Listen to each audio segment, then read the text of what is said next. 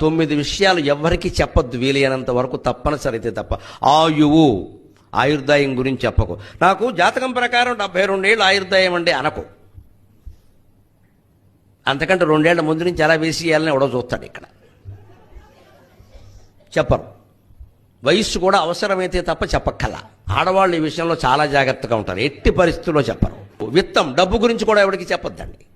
గృహఛిద్రం, ఇంట్లో లొసుగులు ఉంటాయి, అవి కూడా ఎవరికి చెప్పొద్దండి.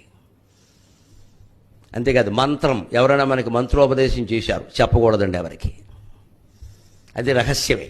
ఊరికి చెవిలో చెప్పేద్దాం. మంత్రోపదేశాలు అందరికీ చేయకూడదు. చేశాడు అంటే వాడు చేయకపోతే వీడికి బిడిచి కొడుతుంది. ఇక్కడ ఔషధం, మా వాడే మందులు కూడా ఎవరికి చెప్పకూడదు. ఆ మందుల్లోనే ఏదో కలిపి మనం చంపేస్తారు. మైథునం, పెద్దవాళ్ళు ఉన్నారు కాబట్టి చెబుతున్నా, దాంపత్య బంధానికి సంబంధించిన బలాలు బలహీనతలు ఎట్టి పరిస్థితుల్లో అక్కా చెల్లెల దగ్గర కూడా మాట్లాడద్దు. అంత తప్పనిసరి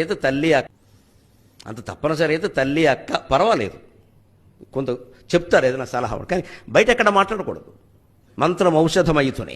అంతేకాదు దానం, మనం చేసిన దానాలు కూడా చెప్పొద్దు. చేసిన పాపం చెబితే పోతుంది కాదు, చేసిన పుణ్యం కూడా పోతుంది చెబితే.